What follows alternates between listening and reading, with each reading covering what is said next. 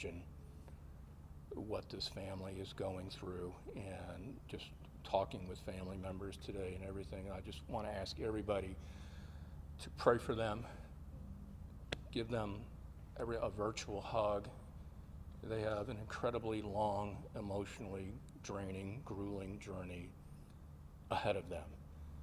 As a board member of Parents of Murdered Children and surviving family members of homicide, I can unequivocally tell you that this is the worst that you can ever possibly imagine, and to lose this many family members at this type of what happened, seriously, I can't sugarcoat it. It doesn't get any worse than what it is today. There has been an incredible outpouring of support for the Collins family, not just locally, not just statewide, but all over the world, and that have been reaching out, offering their condolences and support. The Collins family has set up a GoFundMe site, and I'll just tell you what it is right now. There have been other GoFundMe sites, and we know how it is, and we get it. People want to help. I get it. But we want to make sure that we had more control over anybody that was doing a GoFundMe, because we did not know who was doing some of the GoFundMe. So we do ask if people do want to contribute to the family, and I know the outpouring is there, that the family does have a GoFundMe site, and it's organized by Stacie, S-T-A-C-I-E, Barron, B-A-R-R-O-N. So if you do want to donate, please donate to this GoFundMe fund only, and not some of the others that have popped up there as well. And at this time, I'm going to read a statement from the Collins family. And just give me a second. We are devastated by the loss of our dear family members at the family ranch in Centerville, Texas. Our loved ones who tragically lost their lives on Thursday, June 2nd, 2022, were Mark Collins, age 66, and his grandsons, Waylon, age 18, Carson, age 16, Hudson, age 11, and Bryson, age 11. These precious people who loved and were loved by so many will never be forgotten. The impact on their family and friends cannot be overstated. The family is asking for the public to please allow them to grieve with their family and close friends at this time. And please respect their privacy. You know, there will be eventually, there more than likely will be a time. But for right now, we're just asking everybody to give the family privacy that you would want, and that I would want, and that they truly deserve right now. As far as what happened, I mean, there's a lot of questions right now, no answers, and we're going to get answers one way or another over this tragic, yet from our perspective, utterly preventable situation. I'm going to ask their pastor to come up, Pastor Steve, to come up here, who's been with the family now for just about a decade, to talk about the church, the family, and what they can do to help this family through this god-awful, enduring, grieving process that they're now having to endure. Steve? Yeah, thank you. Thank you, Andy. My name is Steve Besner. I'm the senior pastor here at Houston Northwest Church. I've had the distinct honor of being the pastor for the Collins family since January of 2013. I can say unequivocally that they are a family of the greatest character, the deepest faith, and unrelenting kindness and love. They have treated me, my family, and this church with deep generosity. As long as they have been here, they have been pillars in this church and in this community now for over 40 years, and we are heartbroken with them over this tragedy that has struck their family. The scriptures tell us that the Lord draws near to the brokenhearted, and so we are grateful that we can call upon the presence of the Lord. We do not blame God for what has happened in this moment, but instead we cry out to Him, knowing that He draws near to us in the midst of a sinful, broken world, knowing that we have evil in this world, but knowing that we have a God that we can call upon. Due to the nature of the circumstances surrounding this particular tragedy, we do not have details for services at this time. As soon as we do have details for services, we'll be posting those to our church's social media feeds, so you can keep an eye on those, and we'll release those details as soon as we have them. But we don't have them right now at this time. I was honored to sit with the family last night and this morning again for several hours, and the characteristic that continued to jump out was unrelenting faith. They did not understand why. None of us can understand why. But they continued to say, we trust that God is good, and we know that He is with us in the midst of these circumstances. You might be wondering how they could ever think that. As Christians, our core doctrine, our core faith is one that Jesus rose from the dead, and that one day those who place their faith in Him will also join Him in the resurrection. And so we place our hope in that resurrection.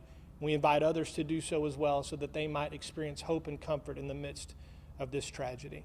Thank you so much, and we do ask that you would respect the family's privacy, but you are welcome to join us whenever we have services in the near future. Thank you so much. Can you talk a little bit about what they were like, the personalities of the kids and the grandfather, as your friends? Do we want to do that now, or do we want to wait a second? Let's just wait.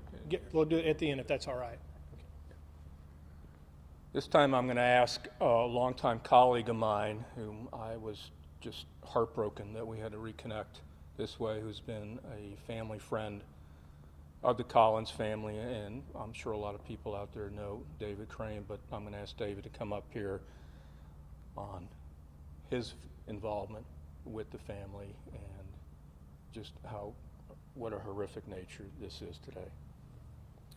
Thank you, Andy. My name is David Crane, C-R-A-I-N, and as Andy said, I've been a longtime friend of the Collins, and I've been also a long-time law enforcement officer. I've seen a lot, just like Andy, and what has happened to the Collins family is just unspeakable.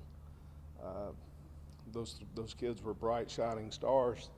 We coached them through baseball.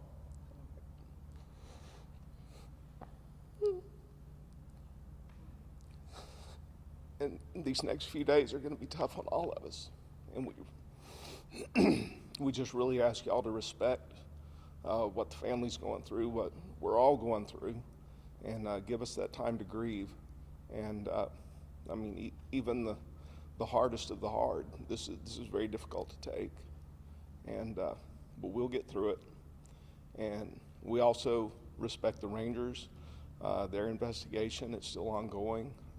I've been in communication with the Rangers. They've been nothing but first class, as they always are. And I know that as the days go on, we're going to find out more about what happened and why it happened, and then if you know, steps can be taken to make sure it doesn't happen again, then that's where we go. But in the meantime, I just want everybody to remember the Collins boys. The whole community here has suffered a loss. It's going to be unfillable. So, thanks. This time, if there's any questions, you know, we'll do our best to answer, you know, everything that we can. So, if anybody has any questions. Pastor, I just wanted you, if you would just talk a little bit about the family. They have such a long history here. You know them personally. Absolutely. Yeah. I think that, as I already mentioned, it's just a family of deep faith, but I think that one of the things that everyone here would speak to is it's a very close-knit family. It's a large family, multiple siblings, multiple generations. In fact, the great-grandfather of the family was a member here as well, and still is rather. And I just think that the close-knit nature of the family is what makes this so incredibly devastating, but also is something that is beautiful to watch because they have such a strong support system. The kids were very involved in sports, baseball, football, activities. As you already just heard from David, they're incredibly active in the community, very well known here, very well beloved here. And so the outpouring of support from the community is not simply in response to the tragedy, but it's actually in response to the fact that they are just loved people in the community. Is there any anger yet amongst any of you about how this guy was, he was escaped 3.5 weeks ago and got out and they couldn't find him and all this other stuff that transpired? Right. I don't know that I can really speak to that. I think that all we can do right now is just trust that law enforcement will do their jobs as best they can. I think that obviously we're heartbroken at the tragedy, and that's really the thing we're focusing on right now on that front. Can you talk to us about the children? I know the 18-year-old who just graduated. Just graduated, yeah. Can you talk to us just a little bit about who he was and maybe are they brothers or are they from different families? Right. So the first three names, I don't remember Andy's statement right offhand. Yeah, it's Waylon, Carson. Okay, right. So Waylon, Carson, and Hudson are all siblings, and then Bryson is in a different family, but Mark was their grandfather. Hudson was actually just baptized by his grandfather, not Mark, but his other grandfather 3 days ago in the family swimming pool. So as I mentioned, faith a really central part of their family, and yeah, just heartbroken. You said Bryson's from a different family? Well, that's right. So the first three boys are all siblings, and then Bryson is their cousin. Okay. Right. Do you know what grades the others were in? I'm sorry, I don't know their grades offhand, just their ages. I apologize about that. Okay, thank you. Anything else? David, are you active or retired? I just look retired. I'm active. In SO, right? Yes. Okay. I had one more And question. can you give us your rank? I'm a homicide investigator. What is the best way for people to help the family right now? Pray. Yeah, I mean, pray. I mean, I'm sure, like I said, they are aware of so many people that are supporting them and all over the world, and I'm sure it's heartwarming for them to see how loved everyone was and still is in their family. So, like David and Steve said, pray for them, help the family get through this. I said if anyone does make a contribution, I gave you the actual GoFundMe that we actually know that we are coordinating with. So if people do, and I know people do because I've been doing this for a long time, but this is about as bad as it gets. And I don't know, and it's been obviously a very difficult few weeks for the people here in the state of Texas. And what happened yesterday just compounds it even more, especially when you have 4 people young people that never had a chance to grow old. And so there's a lot of questions out there. And as we proceed, and as David said, we're going to get answers. Andy, just Yeah. a quick question for you. I know you guys have talked to the family. Did the grandfather know that this was happening around that area? Did he have any indication that there was a search going on for an inmate? He was aware that the inmate had escaped in that area, and I think law enforcement had been in touch with the family early on as they talked about the search, and they were clearing the properties out there. I understand they had cleared that house multiple times. Whether or not they were made aware that a burglary occurred 2 or 3 days prior to the next door house that was linked to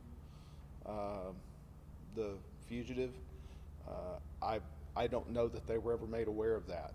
I do feel that had Mark been made aware that he was within a day or two of being on his property, he would have never exposed those kids to that danger. But, you know, I can't speak to what Mark knew or didn't know, but I just don't know that. How often did they go up there? They were up there pretty frequently, and that was a very common place. My kids have gone up there. We frequent the Collins Ranch a lot, probably weekly, especially as schools let out and the summer's on. They were up there with their granddad fishing and, you know, doing what kids do. And Have you spoken to any TDCJ folks over the last couple weeks? I have not. Okay. Have you spoken to them since, like, since No, all my this? communications have all been with the Rangers who are leading the Okay. investigation. Is that how you learned about the burglary that happened a few days ago? Yes. Is there any indication how long fugitive had been at their house or the ranch? No. Can you talk about that ranch, just what made it special, what they look forward to? Well, when I they mean, go there? that ranch is a kid's dream. I mean, it's big ponds, boats. They could shoot guns. There's a lot of deer up in that area. But my kids in particular, they love to fish, and Waylon loved to fish, and that's what they did. Do you know that the vehicle, was that just a vehicle that the family kept at the ranch? It or is that- was, yes. The truck that the fugitive stole was the farm truck. And So, did he steal any weapons from the farm too? And- I'm gonna leave that to the Rangers to discuss the weapons that were involved and stuff. That's part of their active investigation. I don't want to go there. Are you upset at TDCJ and some of the other folks? I'm grieving the loss of these kids, and I'll leave it at that. So, Yeah, and if you notice, we didn't bring up the suspect's name, and nor will we, because this day is about Mark, it's about Waylon, Carson, Hudson, and Bryson. That's who this day is about. They're the ones who we want the pictures of. They're the ones who we want the public to remember, not the perpetrator. So, and again, I just thank everybody, and again, thank you for respecting the family's wishes at this time. And again, our hearts and prayers go out, but these are just very difficult times right now, what's going on, in not just here, but all over the world with violence and society. So just pray for everybody. Thank you.